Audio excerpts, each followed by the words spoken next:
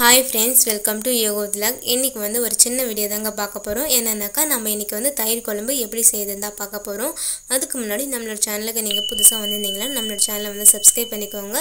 பிடிச்சிருந்தா மத்தவங்களுக்கும் ஷேர் பண்ணுங்க. வாங்க வீடியோக்குள்ள போகலாம்.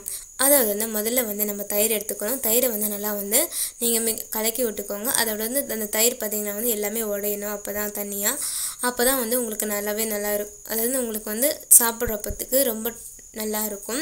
அதனால தான் फ्रेंड्स அதுவும் இல்லாம வந்து உங்களுக்கு தண்ணி எவ்வளவு வேணுமோ அந்த அளவுக்கு ஆட் பண்ணிடுங்க. ஆட் பண்ணிட்டு அதுக்கு அப்புறம் வந்து கொஞ்சமா மஞ்சள் போட்டுக்கோங்க. அதே மாதிரி தேவையான அளவு உப்பு போட்டுக்கோங்க.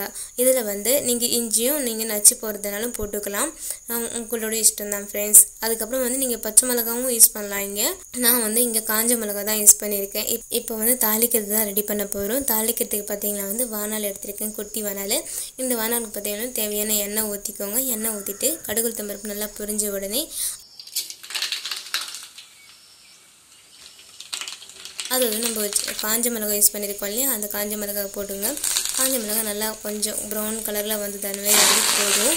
அப்புறமா வந்து நம்ம கிட்ட இருக்கிற கருவேப்பிலையை போட்டுட்டு அதுக்கப்புறம் பார்த்தீங்கன்னா வந்து நம்ம கிட்ட தயிர் ரெடி பண்ணி வச்சிருக்கோம் இல்லையா, அந்த தயிருக்கு பார்த்தீங்கன்னா வந்து தாளிச்சுங்க.